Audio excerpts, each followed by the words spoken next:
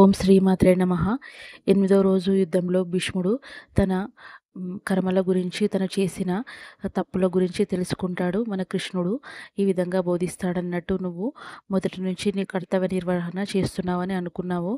కానీ నువ్వు అధర్మం వైపు నీ కర్తవ్యాన్ని నిర్వర్తిస్తున్నావు. నిర్ణయాలు ఎప్పుడూ నువ్వు తీసుకోలేదు. ఇతరులు తీసుకున్న నిర్ణయానికి నువ్వు భద్రుడవై ఉన్నావు. హస్తినాపురంలో నీ కుటుంబంలోని శాంతి భద్రతల కోసం నువ్వు పాటుపడ్డావు.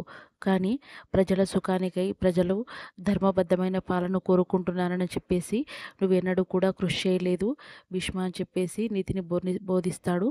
అయితే 9వ రోజు శిఖండి మన భీష్ముడిని చంపడానికి యుద్ధ భూమిలోకి ప్రవేశిస్తుంది. భీష్ముడు కూడా ఆమె వచ్చేంత వరకు తన ఆయుధాలతో పోరాడతానని, తర్వాత ఆమె రాగానే మన ఆయుధాలను త్యజిస్తానని చెప్తాడన్నట్టు. అప్పటి వరకు నేను యుద్ధరంగంలో ఆమె కోసం వేచి ఉంటాను. శిఖండి చేతులలో నా మరణం సంభవిస్తే నాకు స్వచ్ఛంద మరణం ఉంది కాబట్టి నేను స్వర్గానికి వెళ్తానని అంటాడు. అయితే మన అర్జునుడు శిఖండిని మన ఎవరు అంటే భీష్ముడి దగ్గరికి తీసుకెళ్ళడానికి ప్రయత్నిస్తాడు. కానీ మన ద్రోణాచార్యుడు అర్జునుడికి అడ్డుకుంటాడన్నట్టు. మన శిఖండితో అశ్వత్థామ యుద్ధం చేయడానికి ప్రయత్నిస్తాడు. కానీ నకులుడు వచ్చి ఆమెను వెళ్ళమని చెప్తాడన్నట్టు. వెంటనే మన దుశ్శాసనుడు కూడా మన శిఖండి దగ్గరికి వస్తాడన్నట్టు. అంటే ఆమెను వెళ్ళకుండా ఆపుతాడన్నట్టు. అయితే దుశ్శాసనుడిని పై మన ధర్మరాజు అంటే యుధిష్ఠిరుడు యుద్ధానికి ఆహ్వానించి శిఖండిని అక్కడికి వెళ్ళమని చెప్తాడన్నట్టు. వెంటనే మన శకుని వచ్చి ఆమెను చంపాడు అన్నట్టు గాయపరుస్తాడు. అయితే వెంటనే దుర్యోధనుడు కూడా ఆమెను గాయపరుస్తాడు. తద్వారా ఆమెకు విపరీతమైన గాయాలతో కూడి ఉండి మళ్ళీ లోపలికి వెళ్ళి దివ్య ఔషధాలను తీసుకోవడానికి ప్రయత్నిస్తుంది. ఆమె మళ్ళీ బతికి యుద్ధరంగంలోకి రావడానికి ప్రయత్నిస్తుంది అన్నట్టు. ఇంకా భీష్ముడు యుద్ధరంగంలో ఒకేసారి భీష్ముడి పైన దాడి చేయండి పుత్రులారా అని చెప్పేసి అంటాడన్నట్టు. ఎందుకంటే సూర్యాస్తమయం అవ్వడానికి దగ్గరగా ఉంది. మీరందరూ నేను నా యుద్ధాన్ని ఎలా చేస్తున్నానో మీరు కూడా మీ సామర్థ్యాన్ని చూపండి. ఇది మన కర్తవ్యం. యుద్ధం జరిగేటప్పుడు యుద్ధం చేయకుండా ఎవరు ఉండకూడదు. మీరందరూ కలిసి ఒకేసారి నా పైన దాడి చేయండి. తద్వారా నేను ఆయుధహీనుడిని అవుతాను. తద్వారా మీరు నాకు మరణాన్ని చేకూర్చవచ్చు అని చెప్తాడన్నట్టు. అయితే అర్జునుడు వాళ్ళందరూ కూడా చాలా బాధపడతారన్నట్టు. అంటే ఎవరు అంటే మన భీష్ముడికి యుద్ధాన్ని చేసి ఆయనకు గాయపరచడానికి వాళ్ళకు ఎంతో దుఃఖం కలుగుతుంది. కానీ ఇంకా వాళ్ళు ఏం చేయలేక ఒకేసారి మన భీష్ముడిపై దాడి చేయడానికి వస్తారన్నట్టు. ముందుగా అర్జునుడు యుద్ధం చేస్తాడన్నట్టు భీష్ముడితో. ఇంకా ధనుర్ధారి కాబట్టి ఇంకా తన ధనుర్విద్యతో యుద్ధాన్ని చేస్తాడు. అయితే తర్వాత మన భీముడు కూడా మన భీష్ముడితో యుద్ధం చేస్తాడన్నట్టు. అయితే భీముడు సహాయంతో భీముడు కూడా మన భీష్ముడిని ఒకసారి కింద పడేస్తాడన్నట్టు.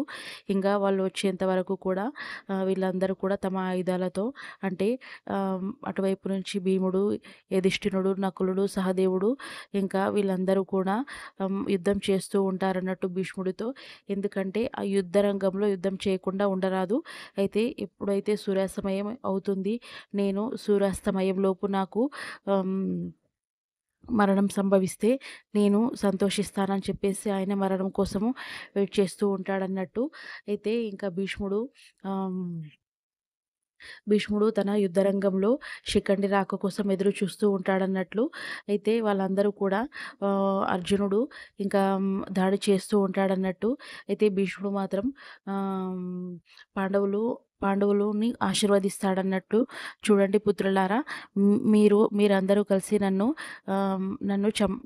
అంటే చంపండి అని అన్నాడన్నట్టు. నాతో యుద్ధం చేయండి. మీరు గెలుస్తారో నేను గెలుస్తారో చూద్దాము. ఎందుకంటే యుద్ధం అనేది ఆపకూడదు కాబట్టి మీరు నాతో యుద్ధం చేయండి అని చెప్పేసి భీష్ముడు వాళ్ళందరితో యుద్ధం చేస్తూ ఉంటాడన్నట్టు. ఇంకా మన కృష్ణుడు కూడా ఇంకా అటువైపు రథసారథిగా వెళ్ళి ఇంకా అందరూ కూడా ఒకేసారి దాడి చేసి ఇంకా శిఖండి కూడా ప్రవేశిస్తుందన్నట్టు. ఈ విధంగా అంపశయ్య పైన పడుకోబెడతారన్నట్టు. ఆయన చనిపోడు, కానీ బాణాలతో మొత్తం ఇలా అయిపోతుందన్నట్టు. ఒకటేసారి దాడి చేయడం ద్వారా శిఖండి కూడా దాడి చేస్తుంది మరియు వాళ్ళందరూ కూడా దాడి చేస్తారు. తద్వారా ఆయన మరణాన్ని ఒప్పుకుంటాడు. ధర్మాన్ని అప్పుడు బోధిస్తాడన్నట్టు. మనవలందరికీ కూడా ధర్మాన్ని బోధిస్తాడన్నట్టు. చూడండి పుత్రులారా, మీరు యుద్ధ రంగంలో ఉన్నంత వరకు మీరు ధర్మాన్ని కోల్పోవద్దు. మీరు యుద్ధం చేయడానికి మీ సామర్థ్యాన్ని మీ స్వయశక్తులా ఉపయోగించుకోండి. సామర్థ్యం ఉన్నవాడే యుద్ధ రంగంలో రణభూమిలో నిలుస్తాడని చెప్పేసి చెప్తాడన్నట్టు. నా జీవితం అంతా కూడా వ్యర్థమైపోయింది. నేను కర్తవ్య నిర్వర్తిస్తున్నానని అనుకున్నాను, కానీ నా జీవితం అంతా వ్యర్థమైపోయిందని చాలా దుఃఖిస్తాడన్నట్టు. అక్కడికి దుర్యోధనుడు కూడా వస్తాడు. నన్ను ఆశీర్వదించు పితామహ, నన్ను క్షమించు. నేను నీ పట్ల చాలా అవమానంగా ప్రవర్తించాను. నన్ను క్షమించు పితామహ. నువ్వు ఇలా చనిపోతున్నందుకు చాలా దుఃఖంగా ఉంది. ఈ పంచపాండవులు విజయం పైన ఆకాంక్షతో నీకు ఇటువంటి పరిస్థితిని కలిగించారని చెప్పేసి అనుకుంటాడు. అయితే శిఖండి చేతులలో విజయవంతంగా ఆయన మరణం అనేది చేకూరుతుందన్నట్ల. అయితే మరణించడు, కానీ అంపశయ్యపై పడుకొని ఉంటాడు. భీష్ముడు ఇలా మరణిస్తున్నాడు అనే విషయం ధృతరాష్ట్రుడికి తెలిసి ధృతరాష్ట్రుడు కూడా చాలా భయపడతాడన్నట్టు. అంటే భీష్ముడు ఇంకా లేకపోతే యుద్ధరంగంలో ఇంకా మన కౌరవుల పరిస్థితి ఏమవుతుంది, వాళ్ళు ఓడిపోతారని బాధపడతాడు. అయితే విదురుడు కూడా చాలా తిడతాడన్నట్టు. నీ వల్లనే ఈ విధంగా అయ్యింది. నువ్వు నీ పుత్రులను సరిగ్గా పెంచలేకనే ఈ యుద్ధం అనేది ఆరంభమైందని చెప్పేసి అంటాడు. అక్కడ భీష్ముడి దగ్గర నకులుడు, సహదేవుడు, అర్జునుడు వాళ్ళందరూ కూర్చొని చాలా బాధపడతారన్నట్టు. పితామహ, మీరు లేని లోటు మాకు ఎవ్వరూ తీర్చలేరు. మీతో ఉండే జ్ఞాపకాలు చిన్నప్పటి నుంచి మాకు ఎప్పటికీ చెదిరిపోవు. ఇంకా మిమ్ములను ఈ విధంగా గాయపరిచినందుకు మా గుండె లోతుల్లో మాకు బాధ అనిపిస్తుందని అంటాడన్నట్టు. అయితే అప్పుడు మీరు నా పైన మోహాన్ని పెంచుకోవద్దు పుత్రులారా అని అంటాడు. అప్పుడు కృష్ణుడు, మోహం అంటే మనం ఏంటంటే ఒకరిని ప్రేమించినప్పుడు వాళ్ళపైన అధికారాన్ని ప్రేమగా పొందాలనుకోవడం మోహం అవుతుంది. కానీ మనం ఇచ్చిన ప్రేమను వాళ్ళు తిరిగిస్తుంటే దాన్ని మోహం అనరు. పితామహ భీష్మ, నువ్వు మోహం అనేది కౌరవుల పట్ల కలిగి ఉన్నావు, కానీ పాండుపుత్రులు నీపైన ప్రేమ పెంచుకున్నారు. వాళ్ళు వాళ్ళ ప్రేమను నీపైన వ్యక్తం చేస్తున్నారు. వాళ్ళ కన్నీటిలో, వాళ్ళ బాధలో, వాళ్ళ ఏమిటంటే వాళ్ళ క్షమాభిక్ష కోరుతున్న హృదయాలలో వాళ్ళు ఇలా నీకు గాయపరిచినందుకు వాళ్ళు దుఃఖిస్తున్న దుఃఖంలో నీకు ప్రేమ కనిపిస్తుంది భీష్మ అని చెప్పేసి ఈ విధంగా అంటాడన్నట్టు. అయితే భీష్ముడికి తన తలపైన ఒక దిండులాగా ఒక బాణాన్ని అర్జునుడు అమరుస్తాడన్నట్టు. ఇంకా అర్జునుడు మన అంపశయ్యపై పడుకొనున్న భీష్ముడికి ఇంకా ఈ విధంగా అంటాడన్నట్టు. మీరేమైనా తినడానికి తాగండి, నీళ్ళైనా తాగండి అని చెప్పేసి మన అర్జునుడు అంటాడన్నట్టు.